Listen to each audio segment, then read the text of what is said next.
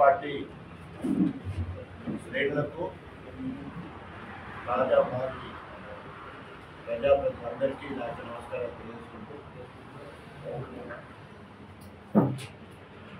కడియం శ్రీహరి గారు నిన్న ప్రెస్ మీట్లో మాట్లాడుతూ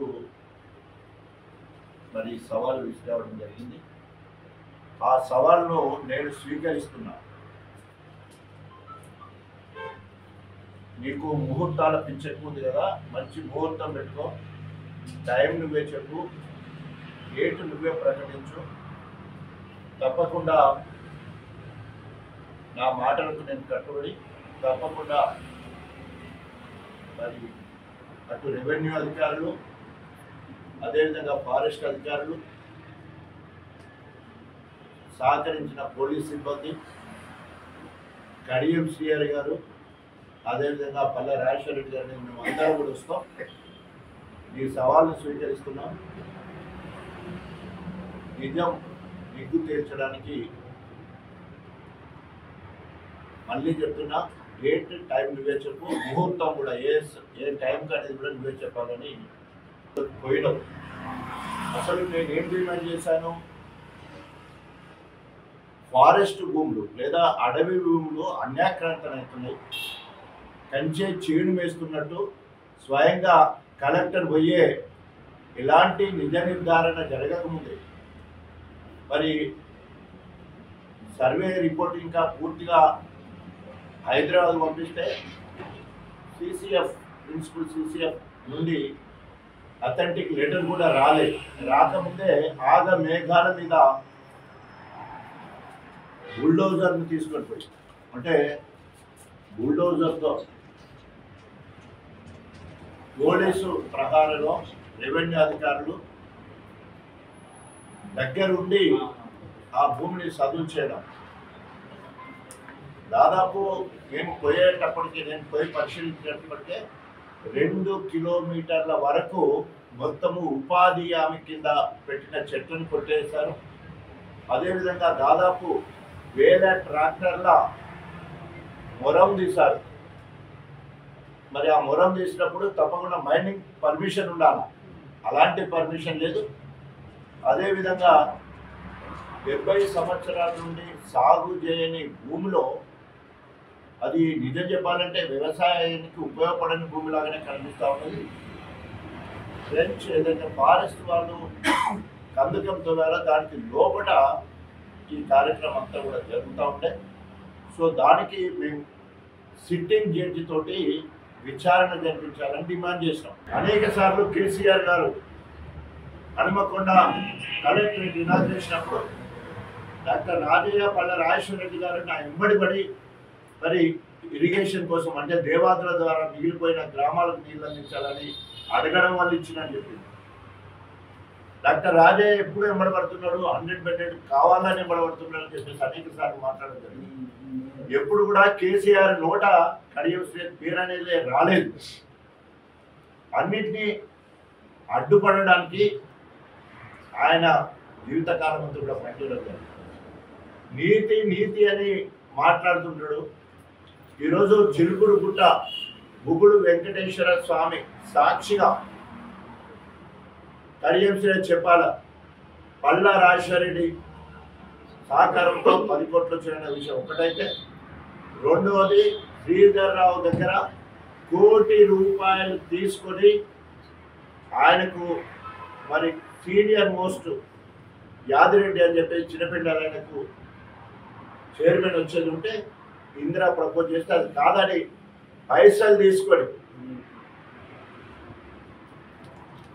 తీసుకొని చిలుకుగుట్ట దేవస్థానం చైర్మన్గా శ్రీధర్ రావు గారిని నమ్మించి మోసం చేసి డబ్బులు తీసుకున్నాడు. పాపం శ్రీధర్ రావు గారు అమాయకుడు. దైవభక్తితో వెంకటేశ్వర స్వామిని పూజించాలని కులదైవంగా తీసుకొని చేస్తూ ఉంటే మరి యాదిరెడ్డి నోటికాడ ముక్క ఎత్తేసి డబ్బులకు అమ్ముడుపోయి ఆయన అవినీతి గురించి మాట్లాడుతున్నారు. ఈరోజు దేవుడు భూములు కావచ్చు, అదేవిధంగా 10-15 కోట్లతో హనుమకొండలో కట్టిన విలాసవంతమైన ఇల్లు కావచ్చు, అదేవిధంగా ఆర్మిచర్ ప్లాంట్ రాంపూర్లో కావచ్చు, పక్కనే పెట్రోల్ బంక్ కావచ్చు, బినామీ పేరుతో ఉన్న గోదాములు కావచ్చు రాంపూర్లో, హైదరాబాద్లో ఆస్తులు, విదేశాల ఆస్తులు ఎన్నో ఉన్నాయి. వాటి జోలికి పోవట్లేదు. కానీ శుద్ధ పూస లెక్క నేను నీతివంతుని కూడా అడుగుతాను. నేను నీతి గురించి నేను ఒక్కడే సొక్కం పూస లెక్క స్థాయి మర్చిపోయి సందర్భం కానీ కూడా మాట్లాడడం చేస్తూ ఉంటాడు. ఈరోజు సన్నబియ్యం ఇవ్వడానికి వందల మంది పోలీసులు పెట్టుకొని మొత్తం చిరుపూర్లో 3 ఊర్లకు పోతానంటే దాదాపు 100 పోలీసులను పెట్టుకొని సన్నబియ్యం ఇచ్చే కార్యక్రమం. కానీ ఒక్క రేషన్ కార్డు ఇయ్యని పరిస్థితి. 26 జనవరికి రేషన్ కార్డులు ఇస్తాం, ఇందిరమ్మ ఇల్లు ఇస్తాం. రెవెన్యూ అధికారులు వారి తోడుగా పోలీసులు అందరూ కలిసి ఫారెస్ట్ను ధ్వంసం చేయాలని. ఈరోజు హన్మకొండ జిల్లా మొత్తానికి 1% మాత్రమే ఫారెస్ట్ ఉంది. అది కూడా ఓన్లీ తిరుపతి గుట్టలు మాత్రమే.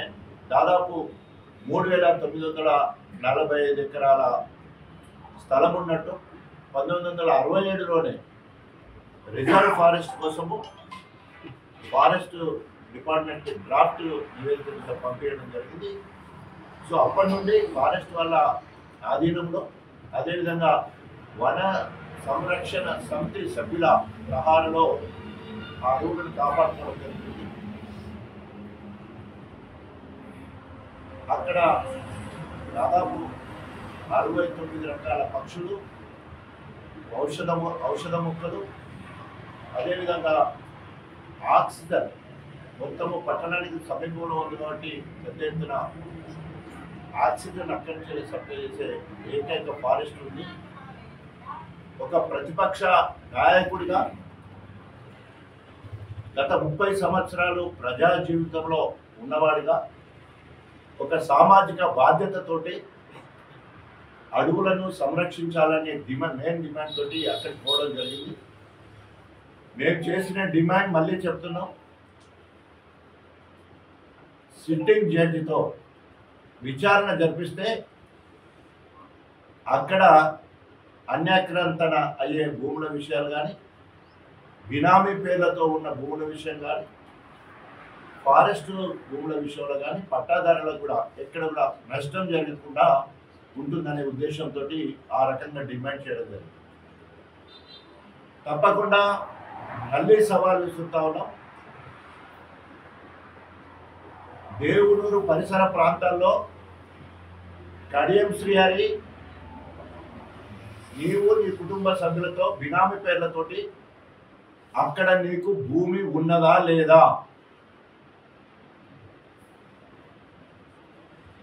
దేవునూరులో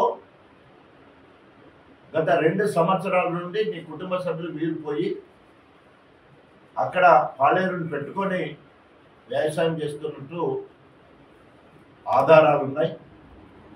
అదేవిధంగా గత 6 నెలల నుండి ముప్పారం నారాయణగిరికి సంబంధించిన 23 రైతులు దాదాపు 43 ఎకరాల 38 గుంటలు గతంలో పట్టాలు ఉన్నాయని చెప్తా ఉన్నారు. వాటిని కూడా బినామీ పేర్లతోటి మీరు తీసుకున్నట్టు మా దగ్గర సమాచారం ఉంది. 4 నెలల కింద అలాంటి సమాచారం వస్తేనే ఆనాడు కూడా ఆనాడు ప్రెస్లో ఖండించడం జరిగింది. టాన్ లీడర్ను జిల్లాలో అని చెప్పుకుంటున్నారు. గణపురం నియోజకవర్గం నీకు రాజకీయ జన్మనిస్తే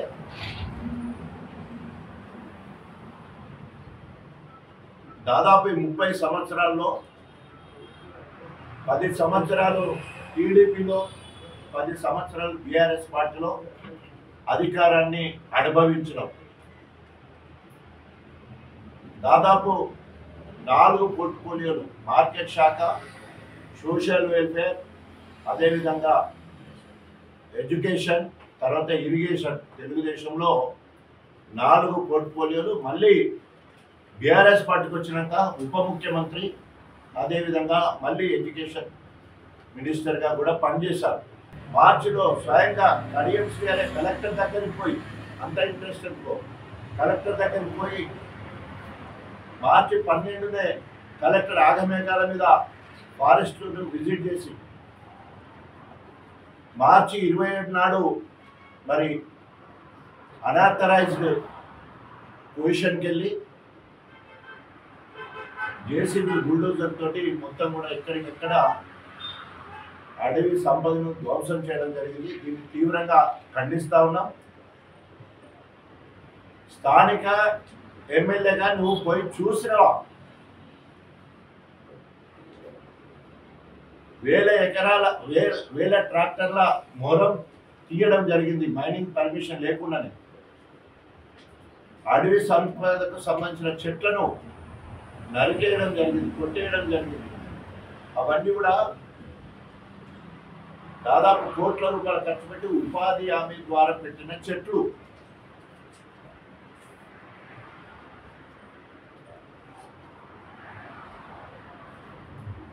ఈరోజు ప్రభుత్వంలో ఉన్న ఎమ్మెల్యేగా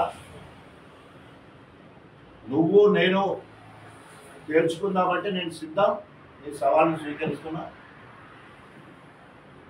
అదేవిధంగా సిట్టింగ్ జడ్జి తోటి న్యాయ విచారణ జరపాలని డిమాండ్ కూడా చేస్తాం. మరిన్ని వీడియోస్ కోసం ఛానల్ ని సబ్స్క్రైబ్ చేయండి. లేటెస్ట్ అప్డేట్స్ కోసం వాట్సాప్ ఛానల్ ని ఫాలో అవ్వండి. ఆ లింక్ డిస్క్రిప్షన్ లో ఉంది.